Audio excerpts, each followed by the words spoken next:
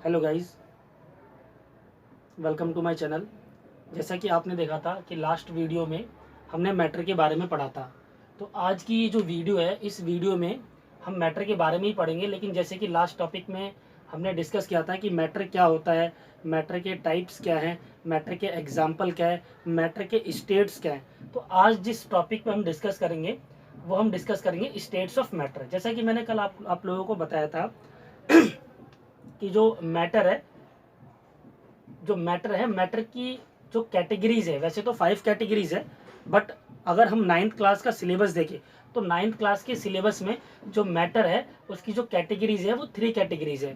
और मैटर को 3 कैटेगरीज में हम लोग डिवाइड करते हैं। सबसे पहले जो कैटेगरी है वो आपका सॉलिड है। स्टेट्स ऑफ मैटर की जो कैटेगरी है, जो सबसे पहली कैटेगरी है वो सॉलिड है। और जो सेकेंड कैटेगरी में डिवाइड करते हैं वो आपका लिक्विड है। और जो थर्ड कैटेगरी में हम इसको डिवाइड करते हैं वो आपका गैस है। ठीक है, अब इसके बाद हम ये देखेंगे कि सॉलिड, लिक्विड, गैस, ये 3 स्टेट्स ऑफ मैटर हैं।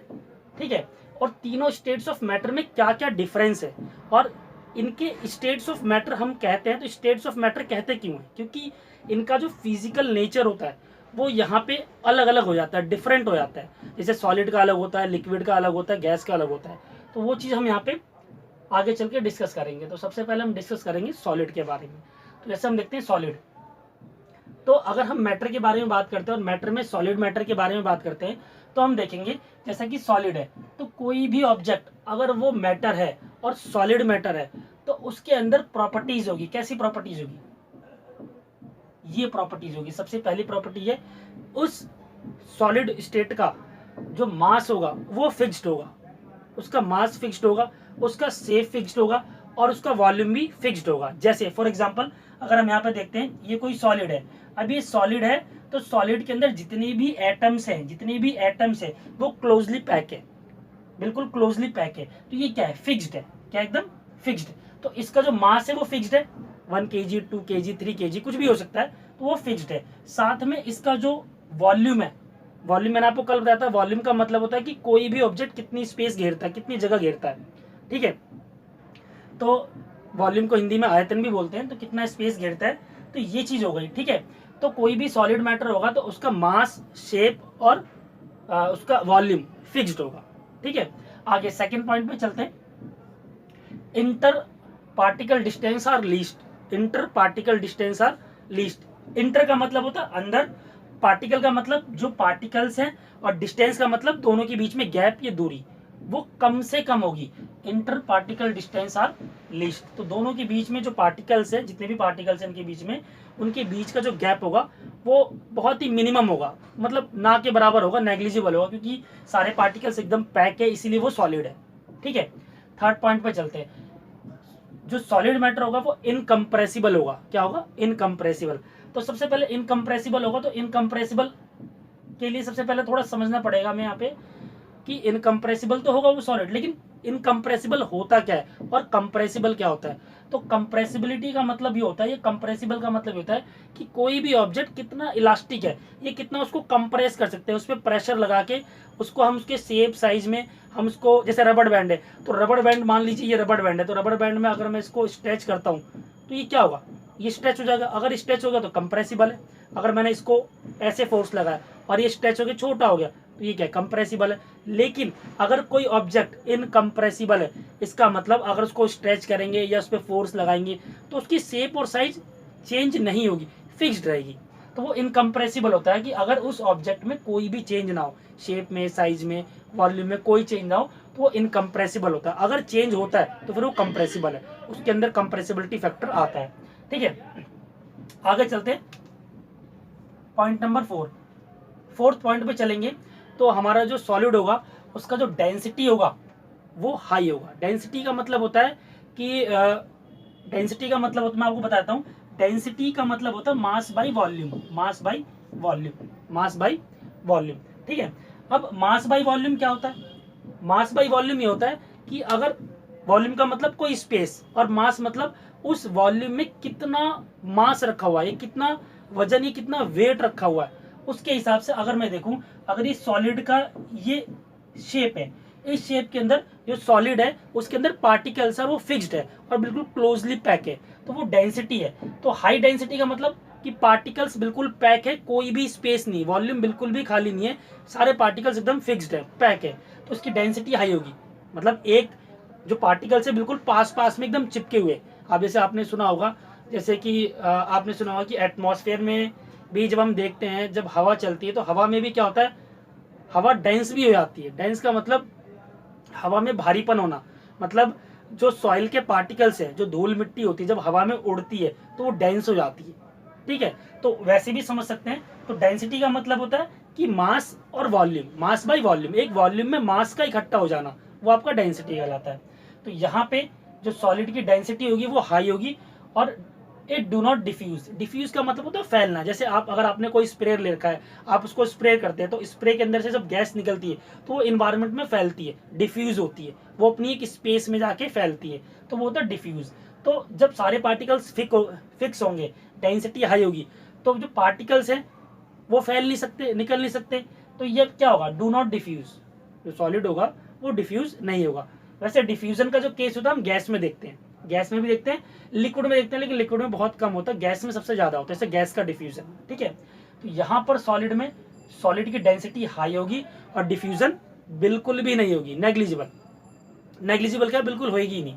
ठीक है, अब आगे चलते हैं। अब आपको दिख रहा पॉइंट नंबर फिफ्थ पॉइंट में, strong force of attraction between particles. जो पार्टिकल्स होंगे उनके बीच में फोर्स ऑफ अट्रैक्शन बहुत ही ज्यादा स्ट्रॉन्ग होगा। जैसे यहाँ पे आप ये डायग्राम देख रहे हैं, तो इस डायग्राम में आपको देखने को मिल रहा है जितने भी पार्टिकल्स है वो बिल्कुल एक साथ चिपके हुए हैं, एकदम पैक है, एकदम पैक है, मतलब पार्टिकल्स के बीच में बिल्कुल भी डिस्टेंस नहीं है। और जब पार्टिकल्स के बीच में बिल्कुल भी डिस्टेंस नहीं होती, पार्टिकल्स बिल्कुल चिपके हुए होते हैं, तो उनके अंदर जो फोर्स ऑफ अट्रैक्शन होता है वो बहुत ज्यादा स्ट्रांग होता है। इसलिए सॉलिड के अंदर जो फोर्स ऑफ अट्रैक्शन होता है वो बहुत ज्यादा स्ट्रांग होता है। तो ये जो हमने पढ़ा, ये सॉलिड के कैरेक्टरिस्टिक्स हो गए, सॉलिड के कैरेक्टरिस्टिक्स हो गए, या हम कह सकते हैं कि सॉलिड मैटर की प्रॉपर्टीज हो गए। ये सारी क्वालिटीज, ये सारे पॉइंट सॉलिड में एग्जिस्ट करते हैं। ठीक है, एग्जाम्पल देखते हैं, तो एग्जाम्पल में टेबल हो गया, चेयर हो गई, वॉल हो गया, कप हो गया, इनके पार्टिकल्स एकदम कॉम्पैक्ट होते हैं, पैक होते हैं। तो यहाँ पर ये सॉलिड हो गया। अब चलते हैं लिक्विड में। लिक्विड का केस देखेंगे तो लिक्विड में जो शेप होती है वो फिक्स्ड नहीं होती।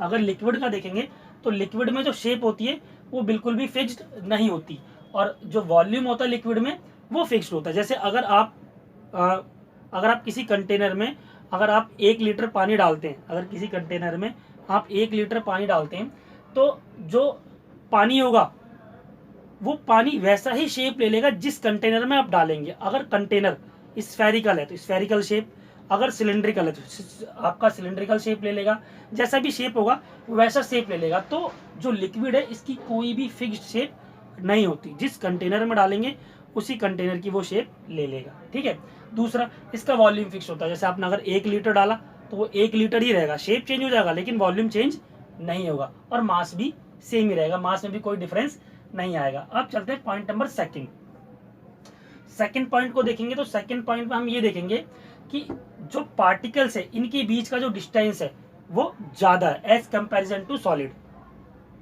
पार्टिकल्स के बीच में, पार्टिकल्स है उनके बीच में डिस्टेंस ज्यादा है एज कंपैरिजन टू सॉलिड।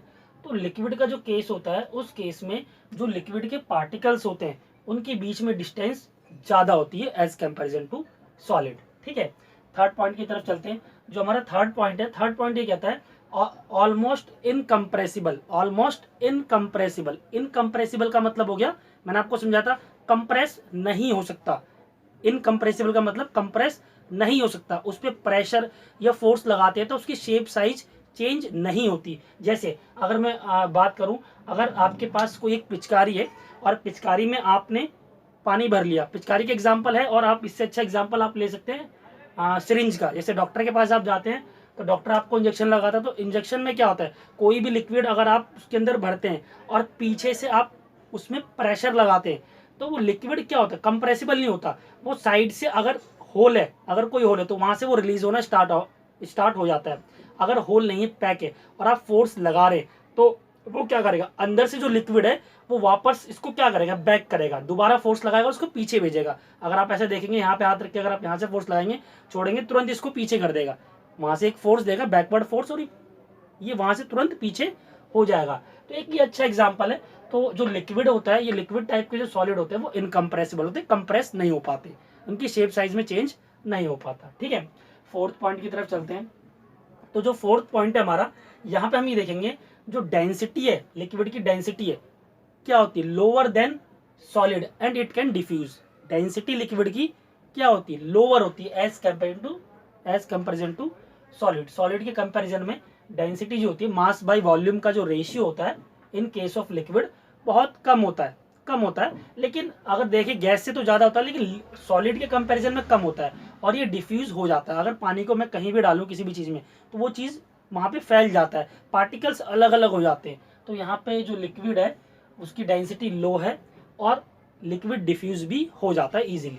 और फिफ्थ पॉइंट में चलते हैं। जैसा कि मैंने यहाँ पे फिफ्थ पॉइंट आपको सॉलिड में बताया था कि यहाँ पे जो फोर्स ऑफ अट्रैक्शन है बहुत स्ट्रांग होता है, लेकिन इन केस ऑफ लिक्विड अगर force of attraction between the particles देखें तो वीक होता है। क्यों? क्योंकि जो पार्टिकल्स के बीच में गैप है, दो पार्टिकल्स के बीच में गैप है, वो थोड़ा दूर है।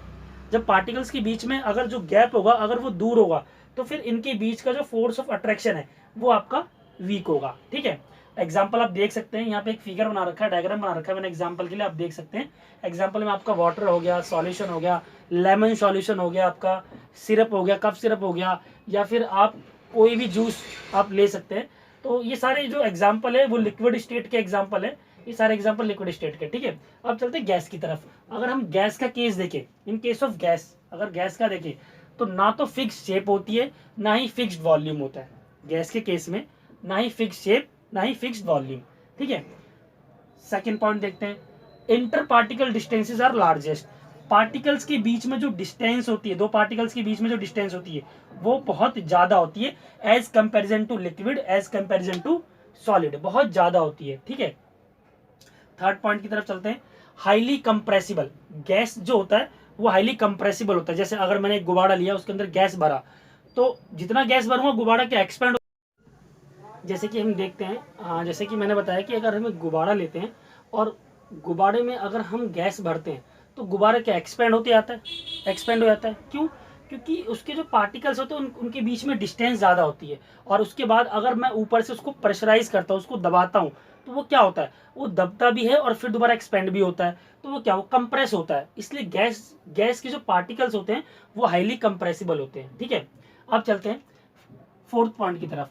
तो गैसेस के अंदर जो डेंसिटी होती है वो बहुत कम होती है, डेंसिटी जो होती है वो बहुत कम होती है और इसके पार्टिकल इजीली इन्वायरमेंट में या कहीं पर भी डिफ्यूज हो जाते हैं। डिफ्यूजन का मतलब, या डिफ्यूज का मतलब फैलना हो गया, पार्टिकल्स का फैलना, बिखरना। ठीक है, लास्ट पॉइंट की तरफ चलते हैं।